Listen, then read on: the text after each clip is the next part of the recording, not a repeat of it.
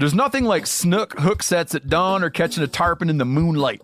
Find your next fishing trip made easy on fishingbooker.com and experience the magic of the Sunshine State or any other destination on your fishing bucket list.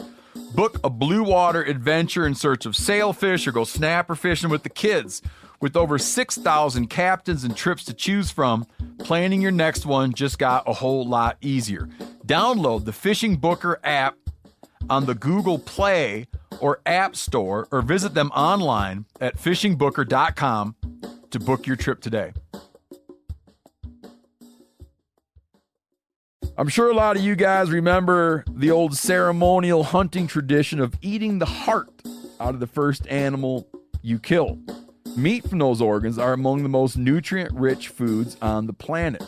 You can get those same benefits your ancestors craved via convenient daily capsules from Heart and Soil. Find out more at heartandsoil.co. And remember, use code MeatEater for 10% off your purchase. Welcome to the Wired to Hunt podcast, your home for deer hunting news, stories, and strategies. And now, your host, Mark Kenyon. Welcome to the Wired to Hunt podcast. I'm your host, Mark Kenyon, and this is episode number 289. Today in the show, I'm joined by Matt Dye and Adam Keith of Land and Legacy to discuss their holistic approach to habitat management and food plots. All right, welcome to the Wired to Hunt podcast, brought to you by onX. And today we've got Matt Dye and Adam Keith joining us. And these guys are the owners of Land and Legacy, which is a habitat consulting business as well as a content platform, which they're producing all sorts of podcasts and videos and blogs and all sorts of things revolved around managing and improving properties for deer and other wildlife. But they're doing this in a way that's I think, pretty different than most others out there, right? There's all sorts of different habitat experts out there. We've talked to some of them on the podcast, and they're great.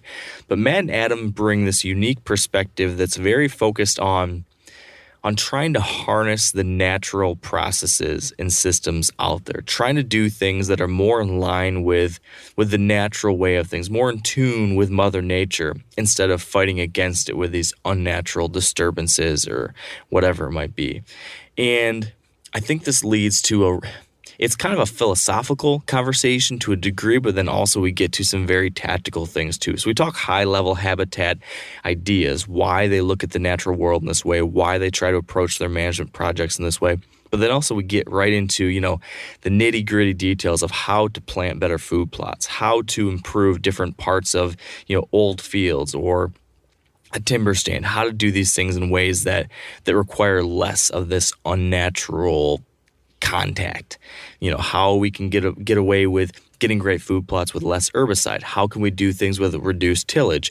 How can we find ways to maybe go against the conventional wisdom to some degrees as far as the negative impacts we might have, but still getting great benefits for deer and deer hunting and other wildlife. That, in a very vague, high-level kind of sense, is what we're going to be discussing today.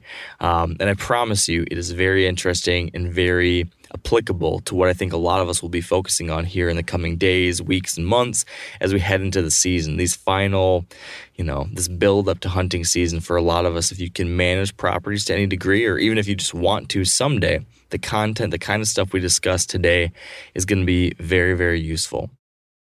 All right, with me on the line now, we've got Adam Keith and Matt Dye from Land and Legacy. Welcome to the show, guys. Hey, Mark. Thanks for having us. Great to be here. Appreciate it, sir. Yeah, I appreciate it as well. And I probably should have brought Dan in here since you guys are part of Sportsman's Nation, and I'm kind of like yanking out his superstars out from underneath him and talking to you guys on our show here. But I'm glad that the Nine-Fingered Wonder is willing to share with you guys with Wired to Hunt, because I think you guys have a really good thing going.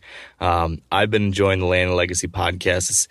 It's one of the only other hunting-related podcasts at all that I actually listen to, because so much of it I'm consuming all the time. But you guys give me something that's a little bit different, a little bit outside of the norm when it comes to habitat and management, that I think is is relatively unique in our space and is needed, which is why I wanted to have you guys on the show to talk about that. And it's also, I told you this before we started recording, but I've been out west for like a month and a half now, just kind of thinking about all the work I have to do once I get home. And like my blood pressure has been steadily rising. I'm having like night sweats. I wake up in the middle of the night thinking, oh my gosh, you have to get this done and this done and this done and this done.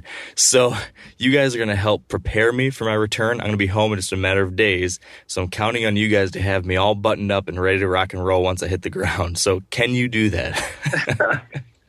That's a lot of pressure right there. I think we're up for the task. Yeah, that's definitely a big part of what we do is prioritizing the projects. So. Yeah, exactly. So what? How is that going for you guys personally so far this summer? What are you focusing on right now? Great question. Yeah, a lot probably. There's always a lot of irons in the fire. I think that's what's common among a lot of people. But right now, a big portion of it is taking inventory of what's out there, and then kind of connecting the dots and making sure we're going back and looking at historical information of some patterns that we've seen over the past couple of years. And then from there, that's going to guide the actual in the field tasks that get done. Yeah. And if you're asking specific projects that we're trying to line out is, we just, as you mentioned earlier, we're consulting. So a big part of our spring and early summer is consulting. So summer is when we get to do a lot of the work. We laugh when we're consulting. The cobbler's kids don't have shoes.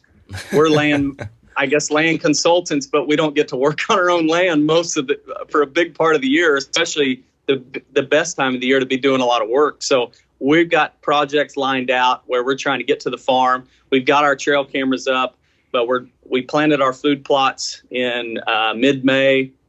And now we're really trying to line out and try to improve bedding areas and edge feathering. That's a big project for us this summer.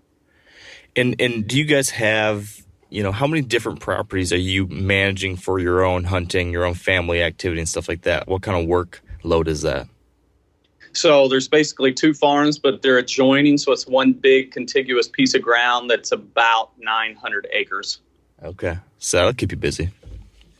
Now, yeah, it does. And between Matt and I, and then my brother, it's the three of us that really do a huge part of the work. And I'm sure we'll get into it, but a big project that's been occurring was a timber harvest. And so we've seen our deer numbers. It doesn't appear that we have a lot of deer really active on the farms right now because most of them are in the areas that's been thinned. And there's all kinds of native browse. And so that's where all our deer are. So it's been a little bit tricky to get pictures of the deer this summer. So you mentioned this timber harvest and the fact there's so much native vegetation and browse out there now. That makes me think about a statement I've heard you both make a handful of times, which is the fact that when you work on these different types of habitat projects for wildlife, for whitetails, whatever it might be, you're trying to work with nature, not against it. And it seems like I hear that popping up again and again, and you apply it to different things. It's not like you're just using that phrase in relation to just food plots. It's something that seems to be like a holistic philosophy that goes across all the decisions you guys make. What does that mean for you guys? I think if somebody was to say sum up Land and Legacy and your mindset in one phrase, that would probably be one of them that we use often is working with nature, not against it. So explain that for me. Why does that matter? How does that actually manifest itself in what you guys do? Okay. For example, we'll jump back into the timber harvest and the native browse. So this area that was timber harvested was neglected timber for years and years and years. And this site historically was a woodland. And a woodland is kind of a broad phrase, so I'll try to key in on that and say that a woodland, an upland woodland, which is what this site is, was typically a lot of trees, but also had 30 to 40, you could even drop down and say 20% more sunlight than a closed canopy forest. And so with that amount of sunlight, you had herbaceous plants and also more young forest growing within these woodlots in these forests. So you had sufficient amounts of forage and cover for wildlife, not just deer, but all wildlife. And so, as you neglect your timber, as this area had, it was really just becoming more of an area that deer and wildlife passed through and weren't surviving and flourishing there. And so with this timber harvest, of course, the landowner made money, but most importantly, it opened up that canopy to where there's a huge flush of sunlight. And then we followed up with some timber stand improvement to really try to restore the landscape. And once we open that canopy up, it's important that we return prescribed fire, fire being a huge part of the landscape of what really shaped this part of the country and a lot of parts of the country. And so by doing that, we're just replicating nature. Now, the timber harvest, you're going to say, well, that's not replicating nature. But the way fire went across the landscape, it naturally thinned timber and caused these openings and would find weak trees and thin them out to where you had this landscape of kind of a mosaic of openings and timber and more of an open forest. And so because of that, we've now restored the landscape, and it's going to be much more beneficial to the wildlife because we're just restoring what was there pre-settlement. Did I get that right? Yeah, no, that's right. I mean, that's the big thing is, okay, understanding what the soil type is, what historically was there, what disturbances naturally happen. And then you can understand, okay, this site was, let's say, a woodland, or this site was a glade. That's what those conditions, based on the climate, based on the average rainfall, based on the soil types, that's what it should be. So if we're trying to make it something that it's not, it's going to be inferior to the natural landscape that it should be. So why not just work with Mother Nature, restore it to what the site tells us it should be? And we know by default then, with all these disturbances that we're going to follow up with, it's going to be the best that it can be. And that site now has got thousands, I don't know how many pounds of food. I'd say probably around 2,000 pounds of food an acre each year that's producing, whereas before closed canopy, you were talking under 100 pounds. It was just leaves and sticks. And so kind of working with nature, if this was the only area we had, we'd say, well, we need to have a food plot in here. And because of the soil type and being a west-facing, kind of a southwest-facing slope, it would have been a problematic food plot where we would have had to pour soil amendments, the fertilizer and lime to try and get it productive, when we can just look at the natives and say, that's good enough. And that's probably better than we could ever do with a food plot. Yeah, I've heard you guys kind of walk through other examples like this where someone tries to force a food plot into an area, and then you raise the question, well, what was growing there naturally before, or what should there be naturally if what could you be producing without needing to put all this money into herbicide and fertilizer and seed and all this? How do you guys try to recommend people make that decision? Like, how should me as the average guy or girl look? What am I trying to say here? How do we know when that's the case? How do we know when we're making that mistake? Great question. And there's tools out there. One thing that we utilize a lot is called the Web Soil Survey. And that allows you to go and look at the type of soils that you have. And then usually, or in some instances, that will provide you with an ecological site assessment. There's a lot of big words to say, historically, what was here? What was there way back when, based again on the soil types and the climate. So those tools, and you can look at, just type into Google Web Soil Survey and search your area, and hopefully it'll pull up that information. But that then will allow you to say, okay, this is what it was. It will always pull up the soil type. Sure. But the ecological site assessment, again, sometimes that isn't pulled up on each site. But typically it will give you a really good indication of what the area should be, and then that'll help guide you to make those management decisions down the road. So I guess in simple terms, there's two big things that need to come in mind on whether you should have a food plot or not there. What's the soil? Can it actually grow a profitable or successful food plot or crop? And then can you hunt it even if you were able to plant it? I think that's where we see a lot of times where there's a landowner just bought a property and there's an opening down in a valley in a bowl. And it's like, well, it's already open. I'll plant it in a food plot. But then they try to hunt it and the wind swirls and it's just, you cause more problems than success. And so that would be another huge part of whether or not you should plant this area in a food plot. Yeah. So back to the native vegetation. So let's say you find a spot like that and you determine, okay, no, this isn't going to work very well for a food plot for whatever reason. Maybe historically that's just not what should be there. Maybe it's the wind issue. But you want to try to manage this native landscape in some kind of way to make sure you're maximizing its potential. You mentioned timber harvest is one thing you would do in a closed canopy type situation. What are some of the things that you're thinking through as far as managing other areas? Let's say open areas that could have been planted food plots, but for one reason or another, you don't want to do that. How do you think through those types of situations? I'm actually I have some opportunities like that now with like old fields that I'm trying to figure out what's the best way to work with this.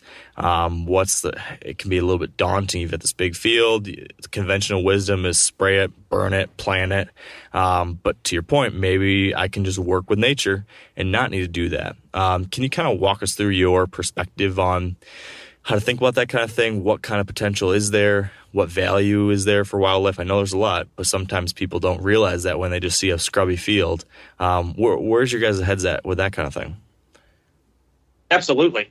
That's one of our favorite, I guess open areas that aren't food plots would be one of our favorite things to try to manage because it's a blank canvas. One of the biggest things, and I think you see it a lot in QDMA articles called old field management.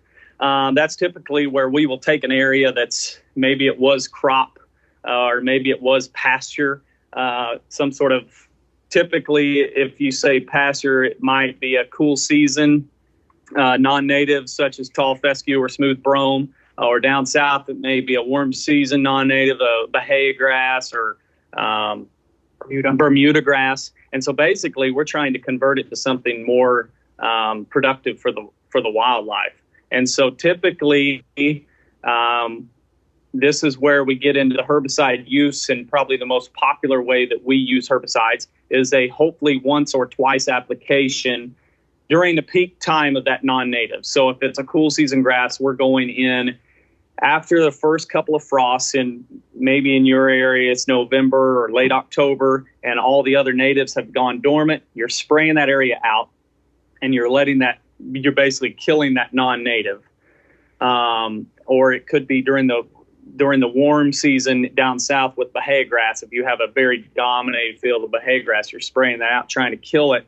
And you're basically just pulling the tarp, if you will, off the ground and saying, okay, Mother Nature, fix it. Put something back here. Nature's way is always cover the soil.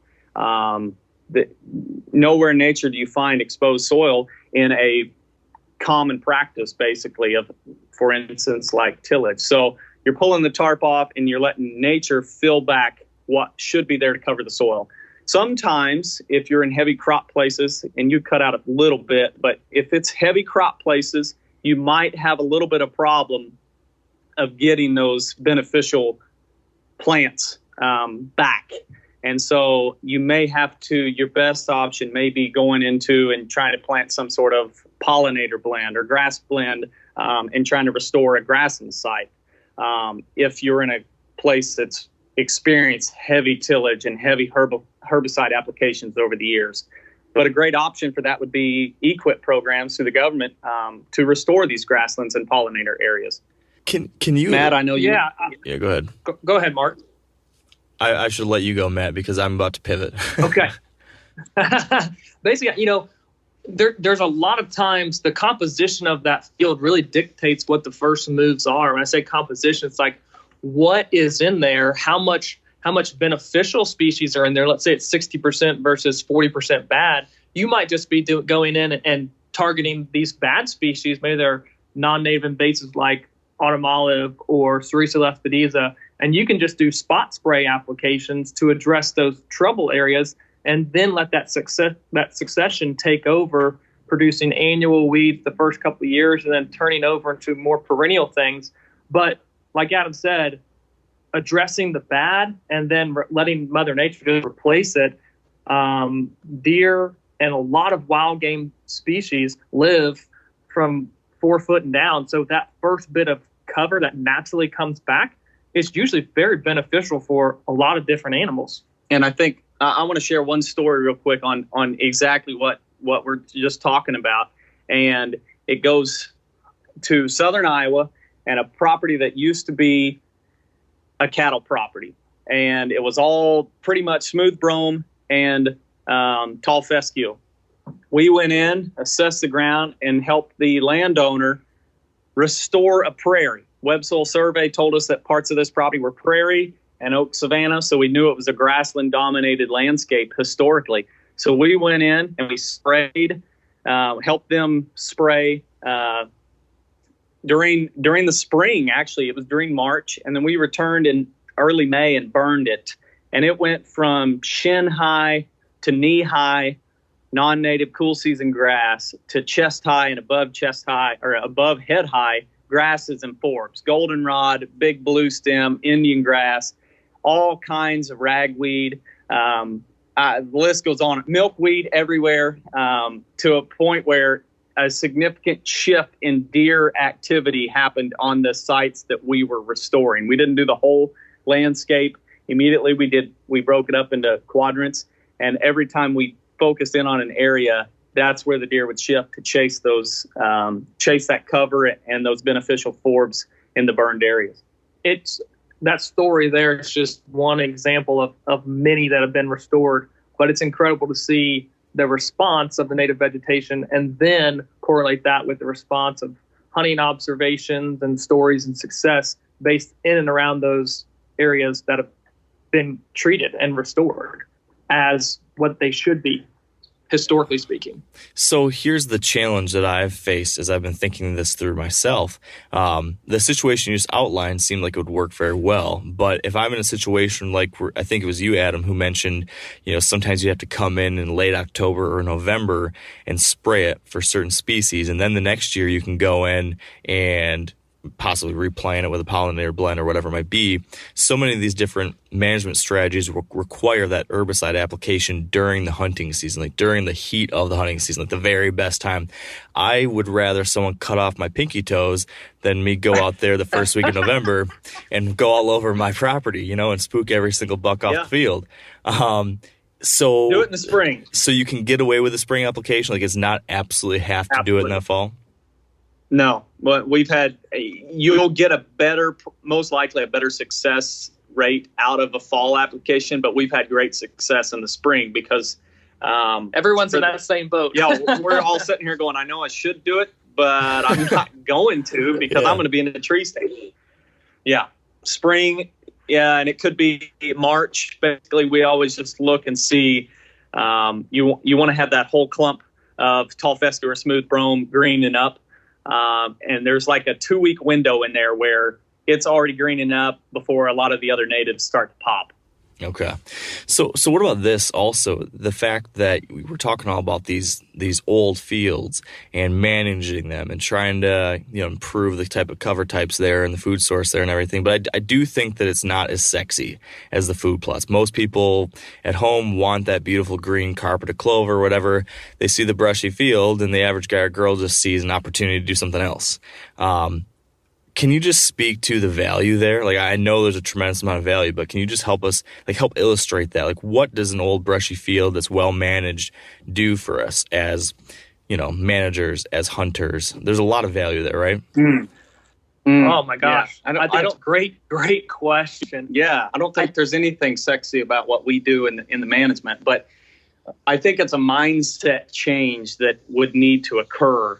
When you think about, to me, I guess I'll go straight hillbilly on you here. When I see these brushy fields, I automatically in my head, I'm like, ooh, that looks bucky. Mm-hmm. And it's like, man, we can go in there in November and kick out a big buck, probably with a doe, or we'll go in there in December and kick out a bunch of rabbits. It's just very wildlife friendly, but it's not aesthetically pleasing. And I think anybody who listens to our podcast, listens to us talk, aesthetics is not something we go for because nowhere in nature, once again, working with nature, not against her, is aesthetics is not something that nature cares about. It's a very chaos-driven way of management. And so we're really just trying to be as chaotic, but most importantly, as diverse as possible. Chaotic and strategic. I think you have to ask yourself the question is, why am I improving this? Am I improving it for myself, or am I improving it for the wildlife? Because again, the wildlife doesn't care where it looks like it's sleeping. It just cares that it's secure. And to answer the question about, let's compare a food plot to, let's say, an old field stand, is that food plot, yes, it produces a lot of forage per year, but it's only producing forage. Whereas in comparison to an old field stand, you take an acre of that next door to a food plot, you have both forage and cover in the exact same acre. And not just forage during a certain time frame. If it's old field and you have that component of shrubs, you now have food, and you can look at almost anywhere in the country and you'll see really browsed heavily food plots during that late winter, early spring. But you'll also can turn around and go to an old field and see natives already popping that deer could be browsing on. So they're already providing forage during the very early spring, and then they're flourishing through the summer, providing tons of forage, and then at the same time providing cover. But then you go into the fall and you still have diversity in that old field where you still have forage available with certain species. But then you take it in the winter, there's cover there, but then that's when those shrubs and that woody browse is abundant, to where you've got food year round and cover year round in an old field or a prairie grassland landscape. If I'm a guy who's got limited acres to hunt and manage, I want each and every acre. It's more important for each and every acre to have multiple uses, as in food and cover, than just one. So I want my property to be the most attractive the longer periods of the year or throughout the entire year, not just these peaks that we see in food plot acres.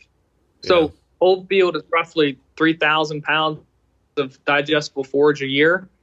Food plots, depending on the species, is 4,000 to 5,000, somewhere in that neighborhood. But food plots don't provide cover. Old field does. So you're killing two birds with one stone in old field situations. And it also, you have to pay for the food plot every single year. Yeah, usually, heck of a lot more work. Yeah. So another benefit of these old field type habitats, or some other kind of plantings you can do, is that they benefit pollinator species, things like monarch butterflies and bees and all that kind of stuff. The notion of managing or trying to improve habitat for pollinators is something that's beginning to be talked about a little bit more in our world, just a little bit. It's something I've been paying a lot of attention to here recently and starting to try to factor into my management plans. Can you speak to why that matters? Like, why should a deer hunter, if someone would call themselves a deer hunter first and foremost, why should they care about something like that? And how might that benefit their deer-related goals too? Absolutely. We'll have to be very careful when you start mentioning monarchs and pollinators, so we don't nerd out on this end of the phone. So it kind of goes with that whole caring about the holistic landscape. And we're looking at trying to manage for not only pollinators, but the microbes and the microbial activity and the microbes in the soil, all the way up to other bird species. And deer are relatively pretty easy to manage for when you look at them from a whole, I guess, nationwide landscape. You'll find them in residential areas eating azaleas or whatever else in plantings. And so they're pretty adaptive. But you start looking at monarchs and pollinators, they take a little bit more management. The reason we should care about those is because if you have this diverse landscape to where you're providing benefits to species like the monarch butterfly or some of our native pollinators, you have them on your landscape. It tells us we have enough diversity on the landscape to provide all the benefits to the deer, to where they don't have to go to the neighboring properties or 5 miles down the road to find species to survive. You should have everything there when you get this diversity of species. Yeah, it's kind of like you can use it as an indicator species or an indicator of quality of the habitat that's there. If you have a lot of pollinator species, oh, well, then I'm doing a great job of managing my property. And I know other species like deer and turkey and quail. If you look at quail and turkey poults, most of their diet when they're first born is all insect based. So you can't have those types of species without a good population of insects, aka pollinators, things like that. You won't have huntable population. So you need to be managing and looking for these indicator species to know where you stand and the quality of habitat you're providing. Yeah, I think there's a lot of species we look for. If we go up to the Northeast, it's like, oh, Matt was in Pennsylvania this spring or a couple months ago and got into an area where it's like, boy, the habitat looks like the habitat is getting good around here. Out jumps some rough grouse. And it's like, oh, perfect. That's exactly what we're going for. Down here in the Midwest, it may be northern bobwhite quail. But pollinators, compare it to closed canopy forest.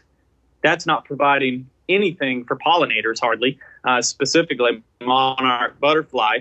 And so if you don't have them, if you don't have the species within your timber, then you probably don't have the species that are providing much benefit to the white-tailed deer. But if you have them out in your open areas, then those same species that the pollinators are using, the deer use as well for browse. And then some of them, like goldenrod, grow up tall enough to provide cover as well. So one of the situations I've been encountering or learning about a little bit more here recently are the government programs that are out there to incentivize the improvement of pollinator habitat. Because, right, there's at a very high level, you guys can probably speak to this better than I can, but at a very high level, we're noticing significant declines in many pollinator species population levels across the country. And these pollinator species play a very important role across a number of facets, especially agriculture. A huge amount of our crops out there depend on some degree of pollination, as well as many other things going on across the nation. Without these butterflies, without these bees, without these other insects, if we really do dramatically lose many of those populations, we're in trouble. They do a lot of natural, they provide a lot of benefits to these different natural systems. So because we're facing this crisis of some sort, the government, state and federal, has a number of different programs out there to incentivize private landowners to put in or to try to manage their property in some kind of way that will provide the habitat these animals need, these creatures need. So they'll give you maybe cost assistance with buying seed or buying spray. They might even pay rental payments on stuff like this, part of CRP, whatever it is. So the point being is that there are these programs that you can get involved in that will incentivize you, help you manage the cost to manage an old field like this, to plant a pollinator blend or something. So you'll get some cost assistance out of it. But then, correct me if I'm wrong, but the types of things that these guys are helping you pay for, these pollinator blends, these native grasses and wildflowers and stuff, that's tremendous wildlife habitat across the board, right? That's not just great for butterflies and bees. That's great for deer and turkeys and poults, everything you just said, right? Absolutely. I think Huge win. If you were to ask me, if you were to put me in a corner and tie my hands behind my back and say, from November 1st, November 15th, you can either hunt food plots or you can hunt old fields, I'll no doubt say I'll hunt an old field, because I know sooner or later it's gonna pay off big for me. I'll be on the other side of that old field with a bow in hand too. Yeah, without a doubt. Without a doubt. And I mean, food is definitely important, and food plots are great. We plant food plots ourselves, but at the same time, I think cover is a huge part that is sometimes overlooked and not used. And so these pollinator programs, not only do they help, basically you're coming at it from a pollinator approach of saying, okay, we're doing this for the pollinators, but your deer are benefiting just as much. And in most instances, if it's a crop field, yeah, sure, the crops provided some benefit to the deer during a portion of the year, but this is year-round benefit to the wildlife. And the government is helping you do it, and it's not only making that area better, but the area around it, the other parts of the land, much more productive. Now, a lot of you guys are familiar with the old hunting tradition of eating, some organ, the heart or a chunk of liver, off the first animal you kill. I had that when I was a little kid, and it was a big deal. Organ meats were always prized by frontier people who knew the importance of getting a lot of different minerals and nutrients. And as often is the case, those guys were onto something, because organs are among the most nutrient-rich foods on the planet. And you can get the same benefits your ancestors craved via convenient daily capsules from Heart and Soil, made exclusively from regeneratively raised, grass-fed, and finished cattle. Heart and Soil's unique freeze-drying process means all those important nutrients are trapped in, ensuring you experience every one of the benefits of nature's superfood in a clean, convenient, taste-free capsule. Find out more at heartandsoil.co. And make sure to use code MeatEater for 10% off your purchase. That's heartandsoil.co. Use the code MeatEater. There's nothing like snook hook sets at dawn or catching a tarpon in the moonlight. Find your next fishing trip made easy on fishingbooker.com and experience the magic of the Sunshine State or any other destination on your fishing bucket list. Book a blue water adventure in search of sailfish or go snapper fishing with the kids. With over 6,000 captains and trips to choose from, planning your next one just got a whole lot easier. Download the Fishing Booker app on the Google Play or App Store, or visit them online at fishingbooker.com to book your trip today.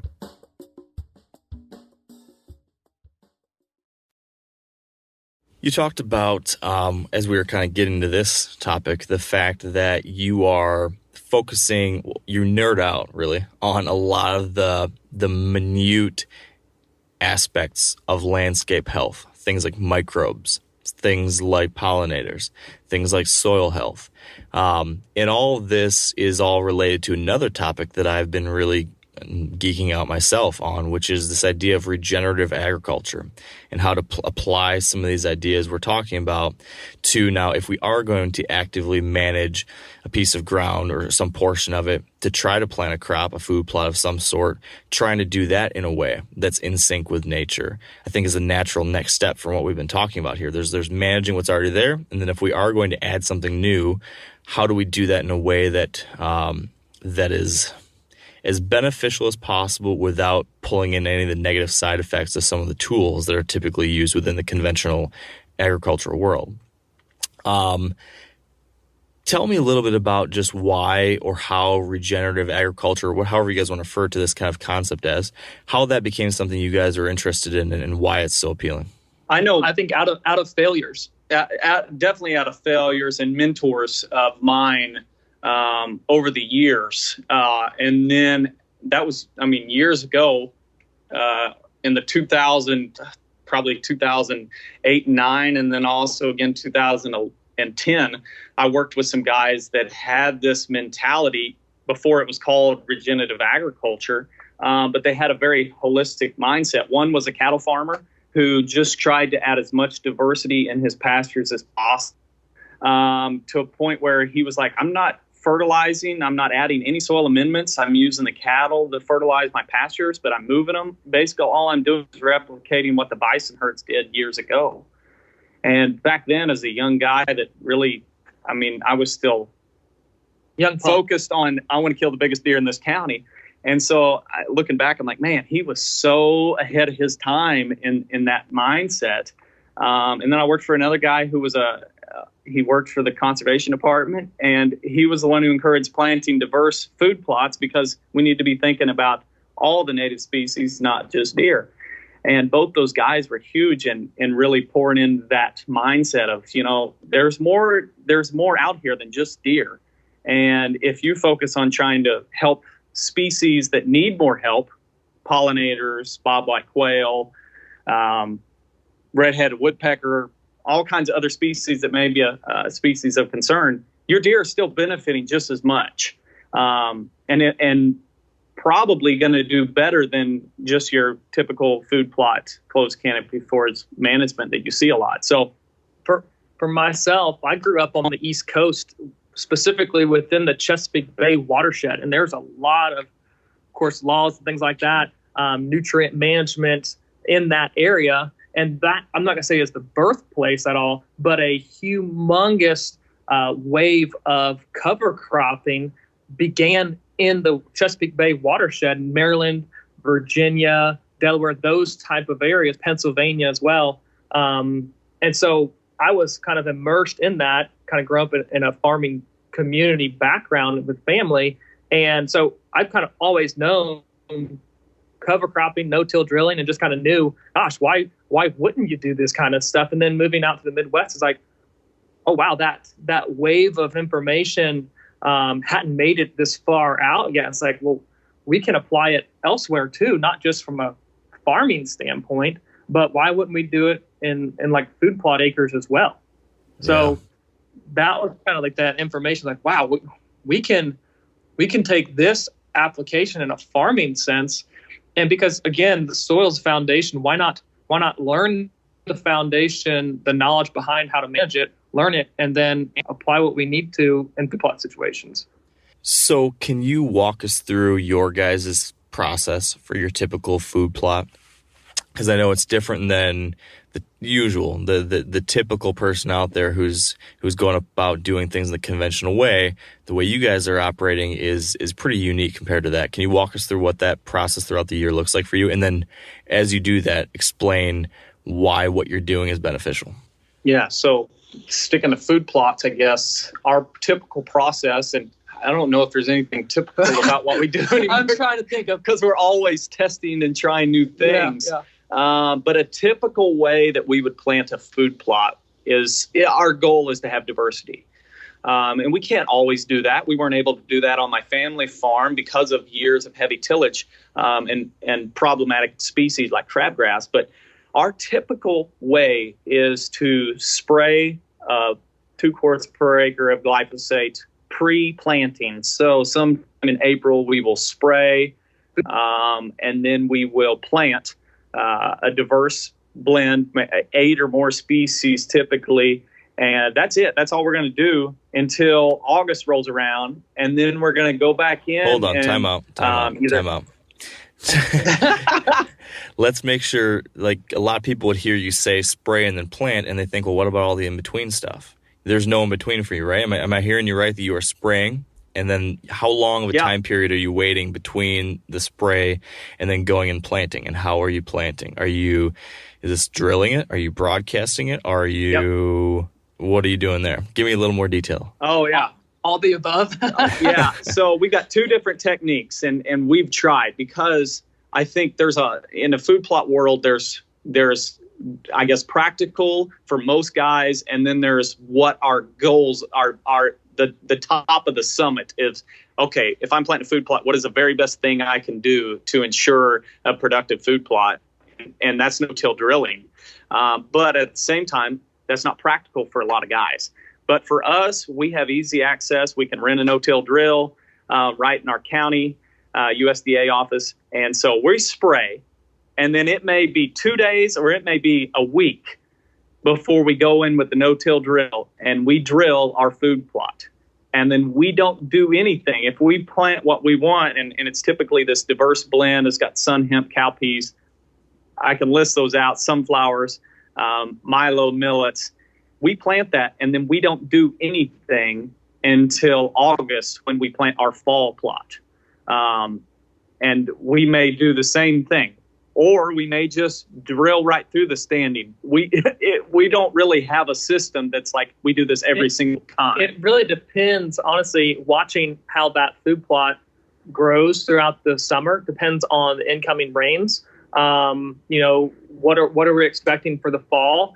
And here's another important thing to note is no-till planting also includes broadcasting. That's a form. If you're not doing any tillage and you're simply broadcasting seed onto the ground into duff or thatch layer, we've done that with a lot of success. And I think it's important to note that that's a form of no-tilling, planting.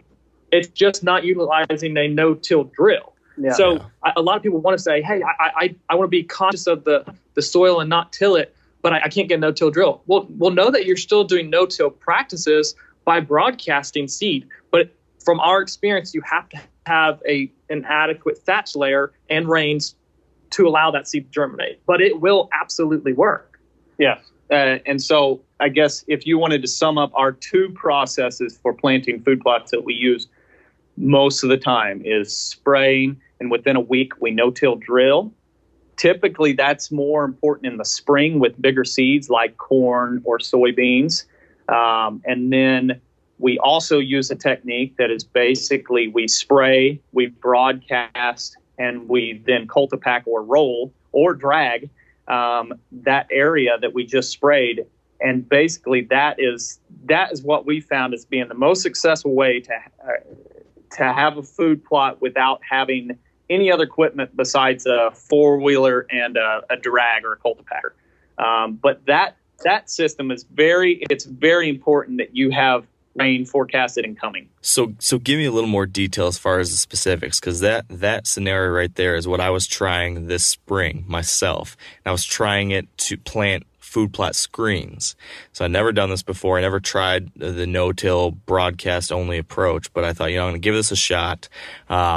So what happened for me, that was trying to figure out what's the right order of operations, what's the right gap in time between things, between when I spray and when I broadcast versus, and what I did the throw and mow. So I tried spray, broadcast, mow over top.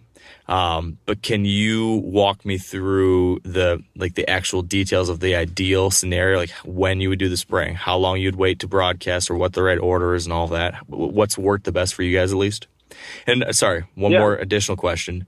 What types of seeds does this kind of thing work for versus what types of seeds would not? So typically, the best case scenario for this to work is you get some rain, so you have moisture in the soil, you go out and you broadcast your seed. You can do this a couple of ways, but most importantly, you've got rain, so you've got moisture. You go out and you spray it and you kill it. And then you return, and we've done this the same day, spray it, and then turn around and broadcast the same day, or you can wait a few days. But the key is that you have thatch. That's going to be the biggest thing to ensure a success, or one of the big things, because you need something to cause this almost vapor barrier and hold that moisture in to where you get good seed germination. At the same time, it protects those seeds from being eaten by birds and mice and other animals. So having moisture in the soil, then also having a thatch layer, and it could be only knee-high grass. It could be just tall fescue. I would say it could be your fall food plot that you're spraying out, or it could be a pasture or a portion of a patch that you have permission to plant. Yeah. That thatch layer is super important. So it's moist ground, spray, broadcast, either day of or day after, and then you hope for rain to come and lay that thatch layer on top of it. Yeah, or you can drag it right over the top of it. The biggest thing is having that thatch layer and having rain coming is what's going to make that and make successful. Sure that rain is not an absolute gully washer. Even if you have some thatch, that water, that amount of water in a short period of time is going to redistribute that seed across the field, and you'll have really heavy patches, really light patches. So just make sure it's a nice gentle rain and a strong percentage of rain coming, and walk away and let nature run its course. Those seeds will germinate, come up through the thatch. And the beauty of the thatch is that once those seeds germinate, let's say you've got a little bit of a duff layer, that's helping protect those seeds and that tender vegetation, establish a root system so that when it does jump above the thatch layer, it can resist some of that browse. It can handle some of that browse pressure that's going to come. The most important thing that you can do is protect young forage from getting over browse, and that thatch layer helps do that. Absolutely. And so when you're asking about species that it works best with, smaller seeds is always better. So that's why in the fall, everybody has probably at some point planted a fall food plot of wheat and spilled some in the back of their truck, and 3 weeks later they turn around, they've got a food plot growing in the back of the truck. It's a really hardy species that can grow in gravel, and same with cereal rye. And so those species do really well with this application. But we've had success planting soybeans and cowpeas. But it all comes back to having the thatch layer and having adequate moisture to ensure success. I'll speak, Mark, if you don't mind. People are probably listening going, that sounds way too complicated. I'm going to keep tilling. Yeah. And I'll speak a little bit on, I guess, my experience, if you want to dial it way back. I think when I calculated this, I think it's about 21 or 22 years we've been planting food plots at my family farm. Ozark Mountains, very shallow soils, not a lot of organic matter. When we started planting food plots, I almost cringe explaining this, but we had a big plow, disc plow. So it was a 2-disc plow. We plowed the entire field. Then we turned around and we broke out the disc and we disked the entire field to break up that sod layer. And then we harrowed that entire field. And then we broadcasted our seed. And then we drugged the field. It was a long process. Weeks. We would start that because we only had a 30-horse Massey Ferguson. And so it took weeks of preparing it and getting it ready. And if we go to some of our other parts of our farm, we have organic matter up close to 6. But if you go into the areas of our food plots, we're down around 4. And so we had very poor soils. And with our heavy tillage for almost 15 years, it really, really drained our successful food plots and drained organic matter to where it had to be almost perfect conditions for us to get a successful food plot. And when we realized what was occurring when this whole no-till thing started hitting the Ozarks and we started getting into it, we realized that what took 15 years to accomplish was going to take a lot more years, probably double, to correct what had happened. And so guys in heavy, you've got all kinds of topsoil. You're in Iowa. You may never see that. You could till and you may never see it. But at some point, somebody's going to see the negative impacts of that heavy tillage. And most people aren't in those soils. Yeah. The vast majority of deer hunters don't have the luxury of planting food plots in that type of soil that seem to be endless. Most of us are in situations like this where it's rougher, it's poorer soils. So you have to treat, again, you're only as good as that, the food plot preparations. And if you're going in and right out of the gate, destroying the soil that you're banking on helping you grow a crop, you're kicking yourself in the shins right out of the gate. So treat the soil with respect as a foundation, understand how it works. And that's why, truthfully, we go back to work with Mother Nature, not against it, is we understand how soil works, the biology behind it, and we don't want to destroy it right out of the gate and then sit there. How many times have you heard, I plan my food plots now, I'm praying for rain, I'm praying for this to occur? It's like, yeah, because you just destroyed your soil and you just are letting it sit there and bake. Yeah. And now the only chance you have is for a rain to come within a certain period of time to make it successful. That's not smart. And so that's why we're utilizing thatch and no-till techniques to get us through tougher times and still have that success. So in addition to not tilling up the soil and not ripping apart all the life that's going on underneath the surface there, in addition to trying to maintain some kind of organic matter on top of that thatch, these are all things, like you said, that are going to help build the foundation for your food plot. Another thing that I know helps with this is having that diversity of species that you're planting, because that's in line with nature, Absolutely. Right? The monoculture is not a natural thing out there in the natural landscape. Can you guys elaborate a little bit on why you guys find diversity not just in line with nature, but also so beneficial from a wildlife habitat standpoint? And then one of you, I think maybe it was Adam, you started listing some of the species that you plant. But can you give me a whole breakdown of everything that's going to be in your fall food plot blend, or as much as you're willing to share, and why each piece of that puzzle? Absolutely. So when it comes to why we try to plant diversity versus monocultures, and I know ADHD and a horrible memory, I may forget part of this answer, but here we go. When it comes to trying to avoid the monocultures, for instance, soybeans, a hugely popular summer food plot. You plant that, and it's basically you have bare ground and soybeans. It's just perfect pickings for a deer to go out and stand or move through and completely overbrowse this area. But if you add diversity, there's species within these most of our plantings that deer don't eat until a certain stage. For instance, milo or millet, they won't eat it until it produces a seed head. So that whole time you have this little bit of a protection for whatever young species is accompanying that.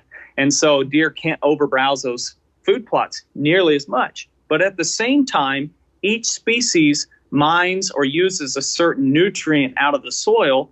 So they're putting roots down in the soil and mining those nutrients from deep within and bringing that back up near the surface to where the next crop, once it's terminated, the next is that adequately available.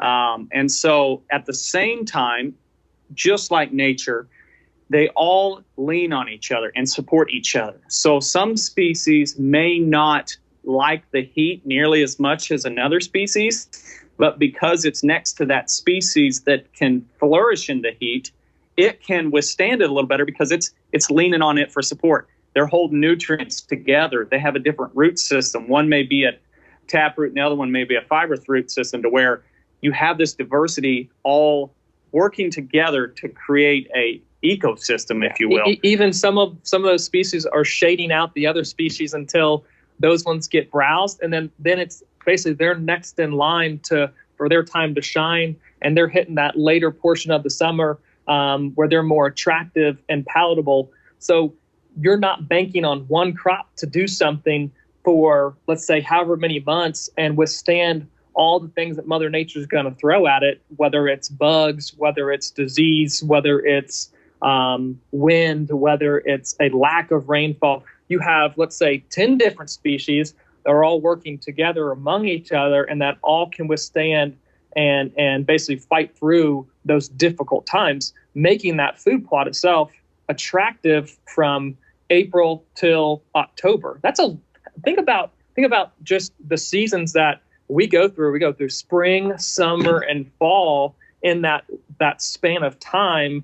And if you're playing a monoculture, not diversity within food plots, you're banking on that crop to be flexible with that big a swing of temperatures and everything like that. So if you're playing diversity, you know that all those crops are going to be able to, again, have their peak, have their time of attraction, and basically work with each other to make that food plot out of the gate from April all the way to October just shine and attractive and beneficial. Or from August to May.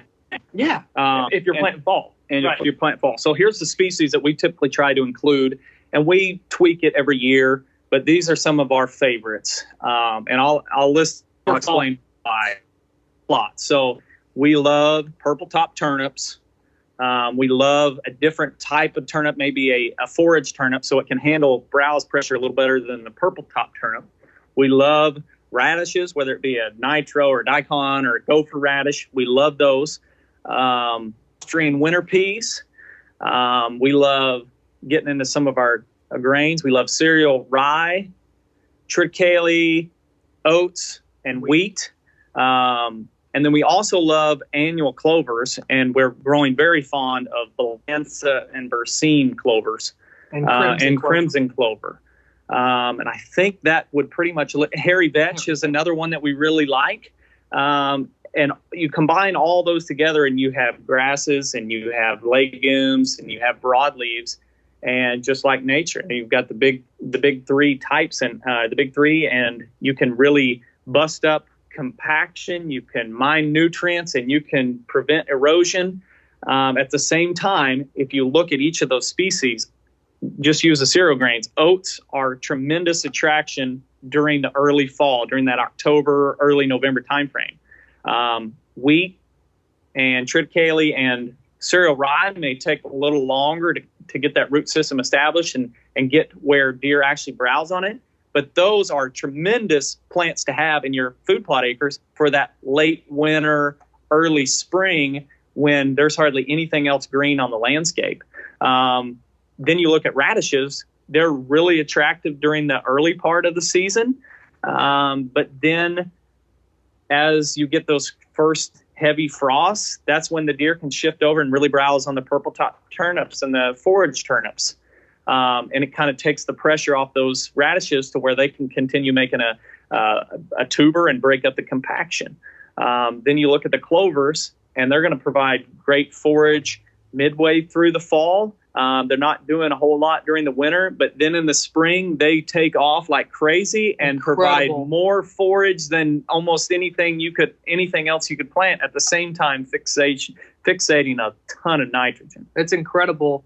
And you think about, okay, that time span again, look at it from what that acre food plot is going through from planting in late summer all the way till spring termination in mid-April.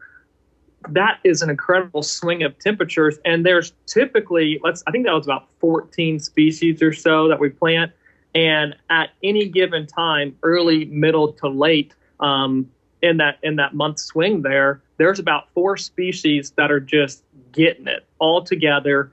And so each one has its peak, and you can walk out in the food plot, let's say 4 weeks after germination, you're like, oh yeah, those oats are cranking, the radishes, the turnips are doing awesome. You come back in December and there's a whole another host of species. They're like, wow, they're really foraging on this. And then come spring, it's a whole nother suite in that same plot, in that same mixture. That's like, this is incredible. This is why we do what we do, because you're working with Mother Nature. There's not a point that, I mean, if you just planted oats after the first couple hard frosts, you're pretty much toast and sitting idle till spring.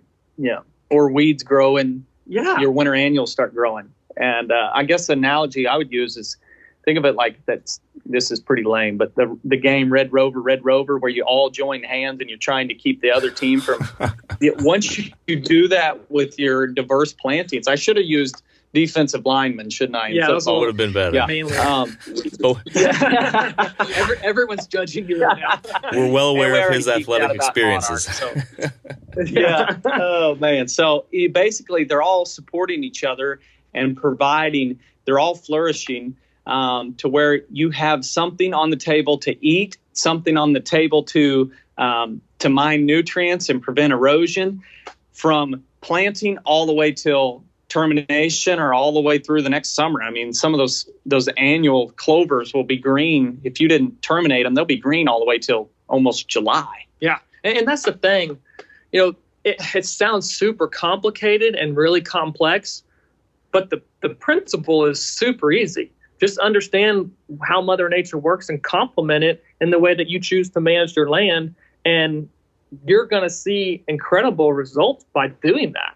It's not like this is anything new. It's just, we've looked at these principles and said, okay, how can we complement that in our strategies of managing the land? And luckily we're seeing awesome results with it. And so are clients. So it's fun to see, okay, when I really study this stuff and do, let's say, nerd out on biology, I'm right there where I should be. And I know that the land is healthier because of the practices and the techniques and the way I'm choosing to manage it. I think it's very, very easy to get caught up in just the methods instead of just understanding the principles, the baseline, and making management decisions off of principles versus those methods. Now, a lot of you guys are familiar with the old hunting tradition of eating, some organ, the heart or a chunk of liver, off the first animal you kill. I had that when I was a little kid, and it was a big deal. Organ meats were always prized by frontier people who knew the importance of getting a lot of different minerals and nutrients. And as often is the case, those guys were onto something, because organs are among the most nutrient-rich foods on the planet. And you can get the same benefits your ancestors craved via convenient daily capsules from Heart and Soil, made exclusively from regeneratively raised, grass-fed, and finished cattle. Heart and Soil's unique freeze-drying process means all those important nutrients are trapped in, ensuring you experience every one of the benefits of nature's superfood in a clean, convenient, taste-free capsule. Find out more at heartandsoil.co. And make sure to use code MeatEater for 10% off your purchase. That's heartandsoil.co. Use the code MeatEater. There's nothing like snook hook sets at dawn or catching a tarpon in the moonlight. Find your next fishing trip made easy on fishingbooker.com and experience the magic of the Sunshine State or any other destination on your fishing bucket list. Book a blue water adventure in search of sailfish or go snapper fishing with the kids. With over 6,000 captains and trips to choose from, planning your next one just got a whole lot easier. Download the Fishing Booker app on the Google Play or App Store or visit them online at fishingbooker.com to book your trip today.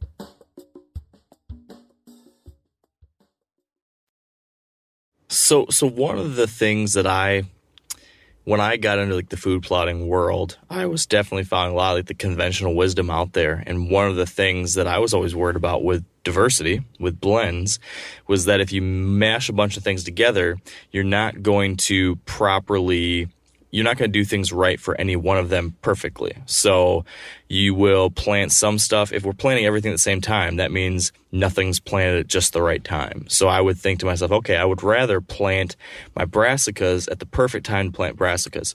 And then I want to plant my oats at the perfect time to plant oats. And so to do that, I would separate them out. So I'd plant, in my case, I tried to achieve a small degree of diversity by putting them in the same plot, but doing strips. So I do a strip of brassicas, strip of oats, strip of brassicas. And I thought that was a way to get things going as optimally as possible. And you also hear the idea that if you plant blends, then you're going to be shading out certain things that should be getting sun, and then they're not going to be as beneficial as they could be. Back to conventional wisdom of why, industrial farmers plant monocultures, right? You get your most bang for your buck as far as the amount of production per acre if it's all the one thing, knocking it out of the park and managing specifically for that one species. What is the argument against those concerns? Is there anything to worry about there? I think you must have read the same article as me when I was 15. We had that mindset too, or I guess had read that to where you don't mix cereal grains with brassicas. And it was like, well, okay, that makes sense. One is trying to take this nutrient and this one's trying to take it from him, and they're just trying to steal it from each other. And I think that comes down to the mindset of managing for a species and not managing for the land. And I think for us, if you went out and you planted a straight monoculture and you stripped it out and you just tested and you said, okay, here's a straight test of purple top turnips. Here's a test of oats. Here's a test of wheat. Here's a test of annual clovers. You're going to see gaps in every single one of those plantings. The purple top turnips, they may overbrowse it. And so January hits and it may be just a mud strip. The oats is going to be yellow by December, and it's just going to lay there yellow until the spring when winter annuals grow. But if you plant them, if you took all those and you mixed them together, you'll see during those gaps when purple top turnips may be declining, that another species in that mix, that's its heyday, and it's going to shoot through and flourish. So for us, it's been years of testing those diverse blends and going, there's really not a time where we're not providing something. But if we looked at the monocultures, there's a time where, and it's usually a lot bigger gap of not benefiting the wildlife than when it is benefiting the wildlife. And so that's where I think for us, it was like, this is, we need to look back at the way nature was designed and know where in nature, if it's actually acting the way nature was designed, that there's not diversity. And I think that, back to the agricultural standpoint of planting them this way and whatever, their management strategies are different from our management strategies of the food plot once it's planted. Yeah. And two, they're looking at it from a harvest standpoint, whereas we're looking at it from, deer are going to be my combine. I want them to be the ones, and I don't ever hear them complain as to the fact I mixed plants together because they're natural browsers. There's 300 plus species in their diet that they can eat. And we don't ever see, in nature, just one of those in a field, and they're just selecting to go that field. They're every step through our managed timber, there's something that they can eat that's different from the last step because of the diversity that's there. No different from the food plot. And just from a hunting strategy standpoint, right, I would want to bank or throw all my chips in at one species that is going to peak just during November. I hunt from September all the way to mid-January here in Missouri. So why not make that food plot attractive from September all the way through January? So by mixing things all together and planting them, I can achieve that. Whereas a single species, I'm not achieving that, or making that, again, food plot acres be most attractive it can be and valuable to the property. It's kind of like economy of scale. Like, it doesn't, you can plant at the same amount in the same amount of time all these species mixed in one as you can, let's say, just wheat. It doesn't take any more time. So why not do that and make it more attractive? Going back to the comparison with agriculture, I think also, Mark, you've looked enough into regenerative agriculture to see that the guys who are planting grain crops and using the regenerative agriculture methods, they're still planting. Like one of our favorites to follow is Gabe Brown, and he plants corn, and then 2 or 3 days later he drills over that planting to where he's got different species growing underneath the corn, which are basically helping him fight weeds and fight erosion and really mine nutrients. And so I think the whole regenerative agriculture and then this holistic mindset go hand in hand. It just depends on whether you're in the wildlife field or agricultural field. Yeah, it makes a lot of sense, and I am taking the leap this year, as I mentioned. So I'm not only just going to try no-till, but also going to go full diversity. Going to be slinging all sorts of seed out there and seeing how it goes. So you have me convinced. You can join our Red Rover. Defensive line team if you want. Perfect. So sort of along these lines still, as we're talking about ways to work hand in hand with nature, as we're talking about ways to try to, take a look at ways to depart a little bit from the conventional agricultural world, is the whole topic of herbicide. You guys have mentioned using herbicide through some of your management tasks as we've talked today, but I also know from some previous chats and stuff with Adam and reading and hearing some other things that you do have some concerns or some thoughts around how we use herbicides and what kind of impacts that may or may not have. Can one of you just kind of give me the land and legacy perspective on herbicide use, and then what that means to how you use it? Yeah, we can send them back to your article too and say, if you want to hear more, there you go. That's kind of our mindset. Yeah. Is always try to, as we said, replicate nature and do what nature designed. And obviously herbicides aren't something that was happening pre-settlement, but at the same time, neither were invasive species or non-natives. So that's where we really come into using the herbicides. Like old field management requires herbicide. If you have a turf grass that's non-native, tillage is not going to kill it. Heavy mowing is not going to kill it. Herbicide, a one-time application, can kill it. I guess our biggest concern with herbicides is and we're not, I'd hate to say that we're jumping up and down saying ban all herbicide, but we definitely want to think about our use of it and try to limit it as much as possible. Not because I guess we're concerned and Matt and I go out and spray in hazmat suits, but more of it's just not a natural thing. We can find other ways to replicate nature and still reach our goals. But when it comes to food plot usage or food plots and herbicide, I guess our biggest fear and concern where we always get is the idea of spraying a herbicide or a chemical on a plant that then you spray it during the day, and then a group of deer move in during the night, and then they eat that forage that you've coated in a herbicide, and then you turn around and go and kill them in a few months. And I don't know, it just raises some concerns for us on, I think there's not enough known about it to say yay or nay. And so because of that unknown side of it, we're just going to limit it as much as possible. Yeah, there's definitely instances where that's the best practice and you're going to spin your wheels trying to do anything else. And when we apply it, we try and find the scenarios where it's a one-time application, you're done, and you walk away, and then you choose to use other techniques like prescribed fire then to manage that site, like old fields, or let's say you have a woodlot that's just overgrown with bush honeysuckle. You go in, do a cut stump treatment, and you're simply applying an herbicide to the stump itself. It's not just this massive broad spectrum, just slinging herbicide everywhere. It's very specific, and that's okay. And then again, you're going to follow up that woodlot management with prescribed fire and keep everything else at bay.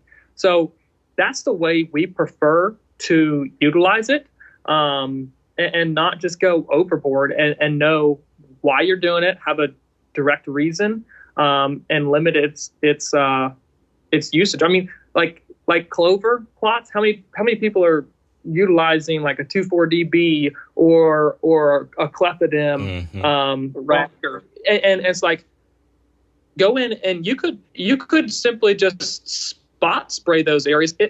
Or mow, and you're covering, with a broad spectrum, you're covering a lot of the food plot anyhow. Just go in and spot treat those areas and just target those clumps of grasses, or those clumps of broadleafs in the clover, instead of covering the entire acre. You might limit it down to 200 square feet of herbicide versus an entire acre. Just simple things like that, it goes a long way. So what if someone's listening and they, for whatever reason, if it's some of the things you've discussed, or they have other apprehensions around herbicide use, there's a lot of people that want to really go organic with the stuff they eat. And so they're thinking, okay, if I want to be really focused on organic produce, at the same time, it'd be great if the food plots I'm putting out there for the deer that I hope to eat are quote unquote organic as well. There's folks that really want to prioritize that kind of thing. If we want to do an herbicide-free food plot, which I know you guys have been experimenting with, how would someone go about adjusting the food plot regimen you've discussed? How do you adjust that to become an herbicide-free food plot? Don't apply herbicide. And I don't mean that like as a joke, but truthfully, in this year's experiment, it was, okay, here's a fall planting. It's now mid-May. It's about 2 foot tall, and that fall planting is all annual based.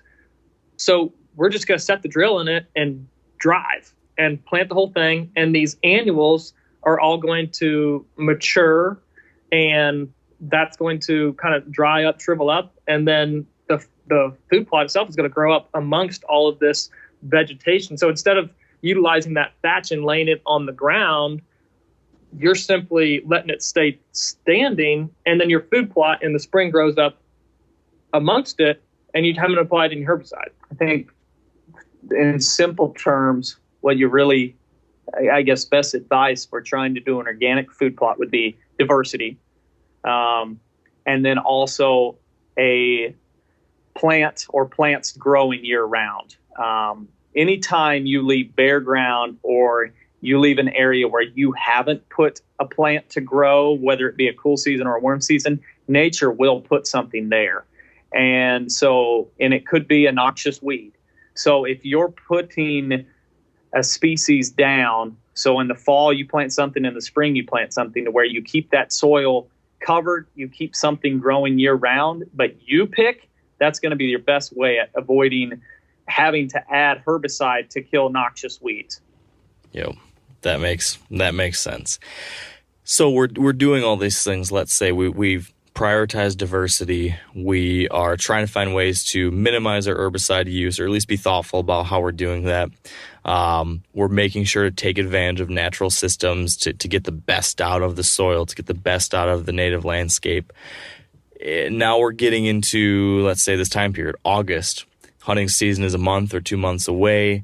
What are some of the other things that folks can be doing? And let's stay focused on the food plot side of things for a moment here. Are there any other things that we could be doing to enhance our process? Like, for example, I know one thing you guys talk about is feathering edges. Can you talk about that, or anything else that we can be doing to take things to the next level?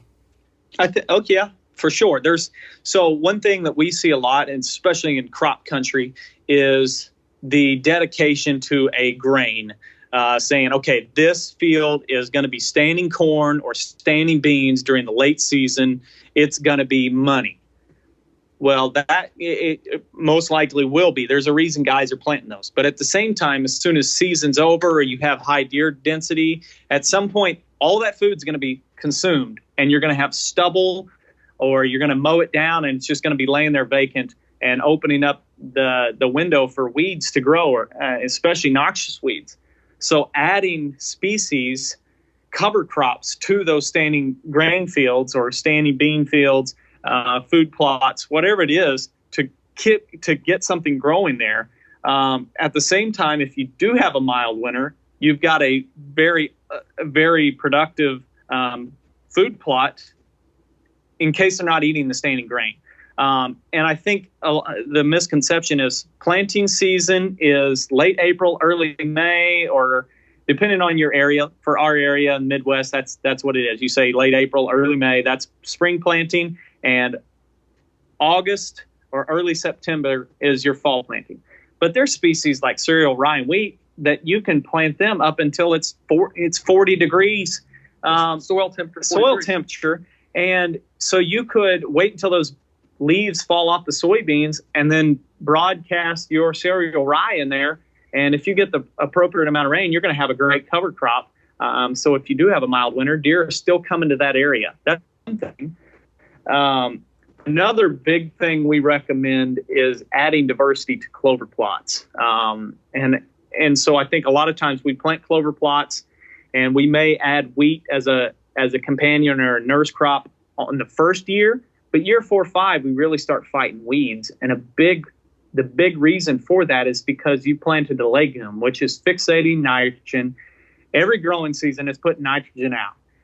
Over time, nature's replacing that, trying to get something to equal that soil out and use that nitrogen. So taking it upon ourselves to say, I want to pick what's going to grow in my clover plot, add that wheat, add those turnips, or add that chicory to your clover plots or alfalfa, to where you have a species that's tapping into that nitrogen source and flourishing, and now you're providing more forage and not letting nature throw a noxious weed out there for you. You can do the same thing in the spring, but since we're focusing on fall, that'd be my 2 biggest points for this fall planting season, is adding diversity to your grain fields through just broadcasting, and then also adding diversity to your clover plots. And like you said there, Mark, you can go in right now with a chainsaw and feather the edge of some of these food plots and really begin to steer some deer closer to the stand.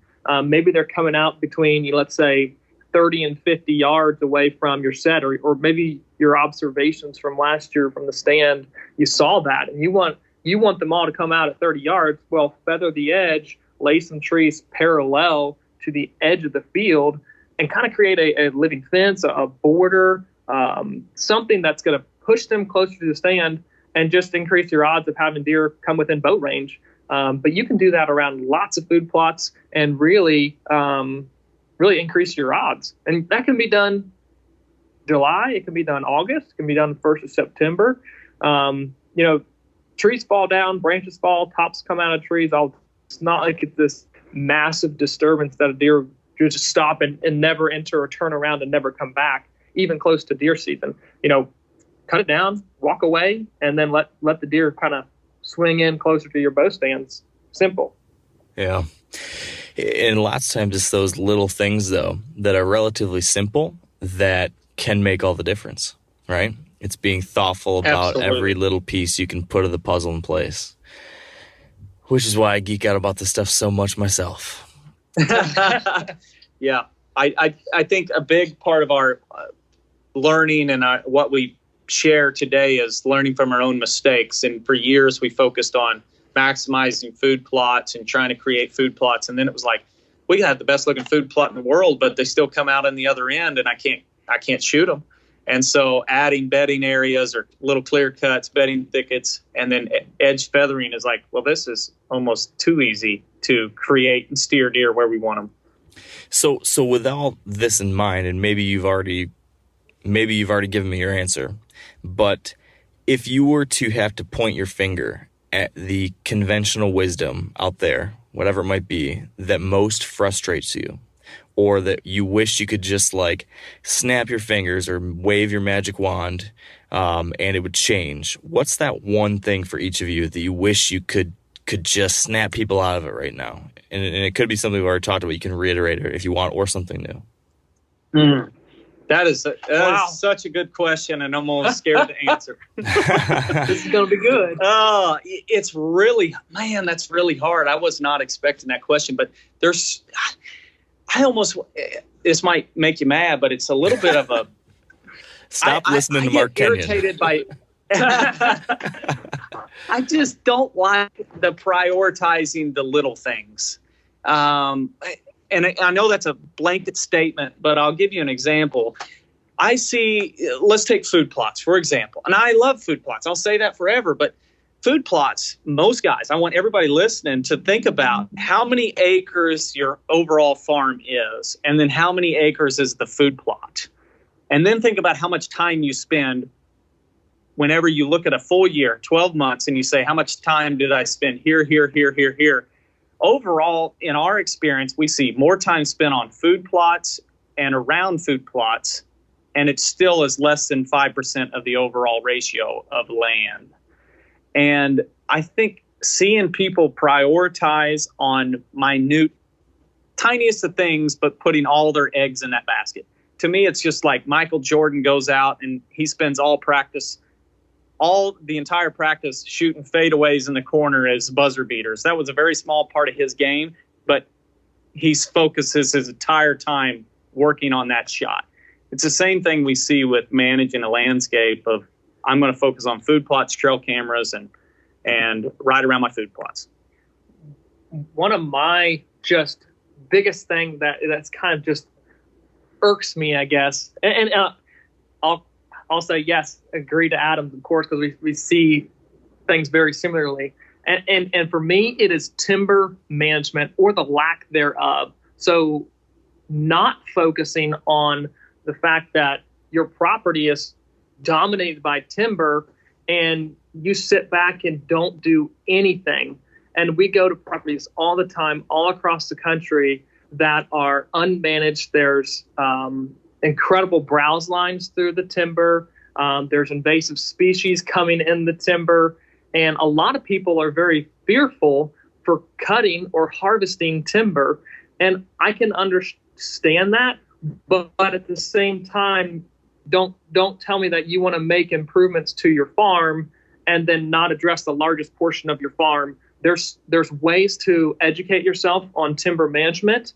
And there's ways to get things done in timber that doesn't require a timber harvest.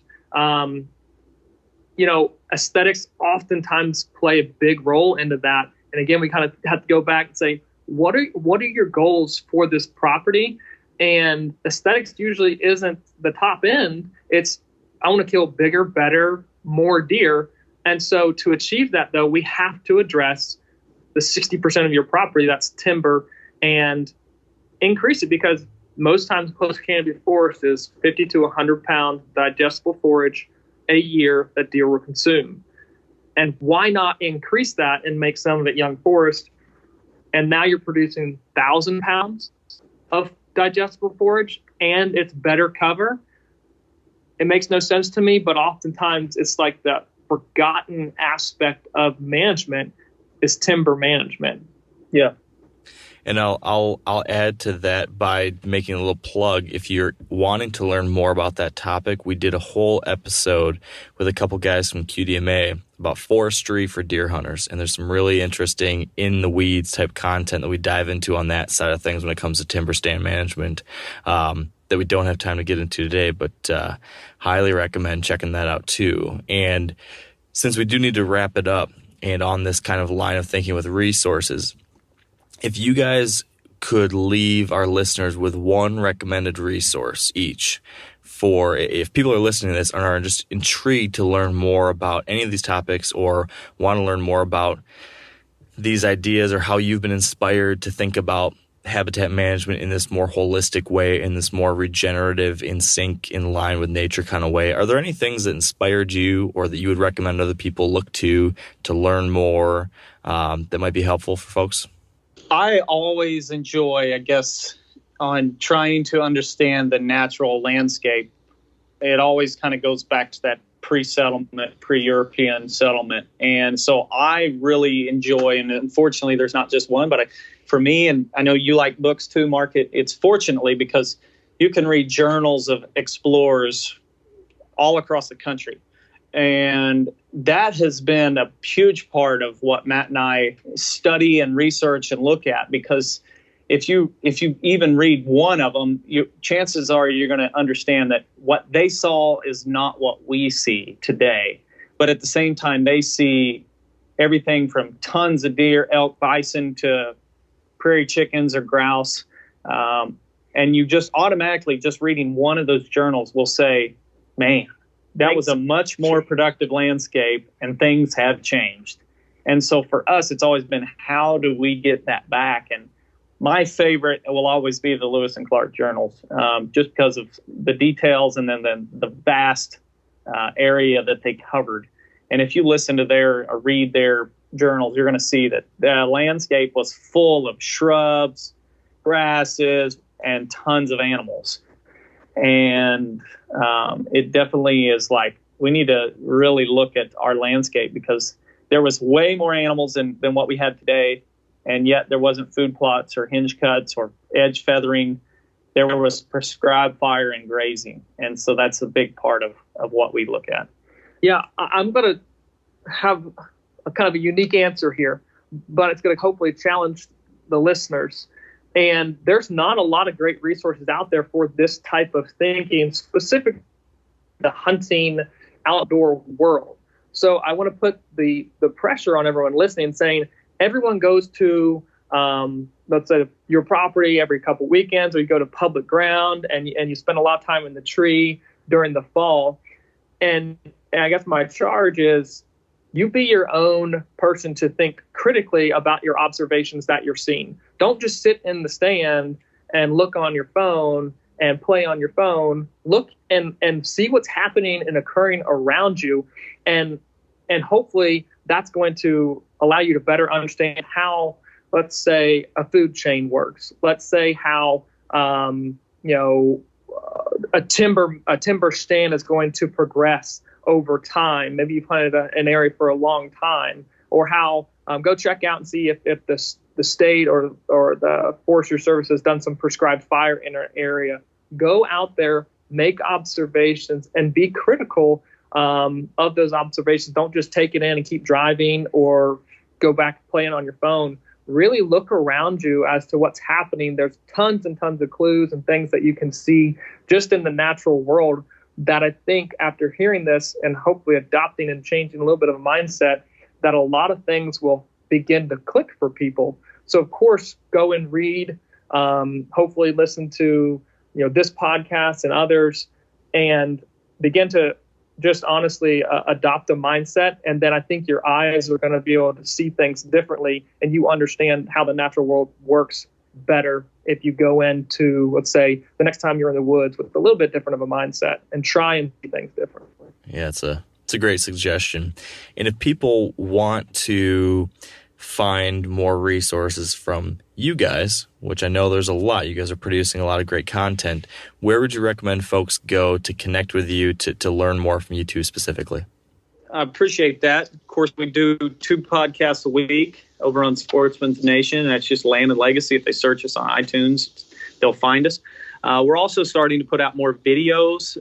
They're not, I'm the one producing them, so they're not highly produced. They're not cinematic, but they have the information and tidbits that we talk about on the podcast. And we have some upland consultants as well. And so we're all the time dropping new videos to show people exactly what it is we're talking about. So just search Land and Legacy there. And then your consulting business, they can find your website just through a Google search, yeah? Yep, landandlegacy.tv. And we should be there, or they can just shoot us a message on social media at Land and Legacy, either Instagram or Facebook. Or email at info@landandlegacy.tv. Perfect. Lots of ways to contact us, and we're happy to help anybody. Awesome. Well, I appreciate you guys helping us out here today, sharing a lot of helpful information. Like I said, I've enjoyed consuming a lot of your content, and getting to chat with you guys now just reiterates what I've found to be true, which is that you guys are doing a great service, bringing a slightly different perspective to people to the table, and I think it's an important one, and I think a lot of us will benefit from it moving forward. So thank you for that. Thanks for your time, and we should chat again soon. Absolutely. Thanks for having us. Thanks, Mark. Really appreciate it. And that's going to do it. So thank you for listening. Hopefully you were inspired to look at your habitat management projects maybe in a new light now. Maybe try some new things. Maybe go against the grain just a little bit and try out one of these new ideas. I certainly will. And if you do too, let me know. I'm really curious to hear how your new management efforts go this year. So thank you all for listening. Appreciate you being a part of this. And until next time, stay wired to hunt.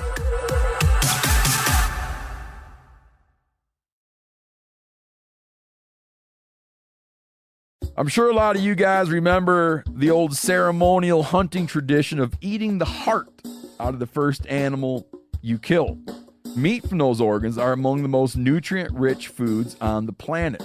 You can get those same benefits your ancestors craved via convenient daily capsules from Heart and Soil. Find out more at heartandsoil.co. And remember, use code MeatEater for 10% off your purchase.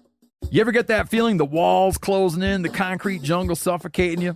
You crave some wide open spaces, the chance to connect with nature, maybe in a spot all your own. Well, head over to land.com. They've got ranches, forests, mountains, streams, you name it. Search by acreage. You can search by location. You can search by the kind of hunting and fishing you're dreaming of. Land.com. It is where the adventure begins.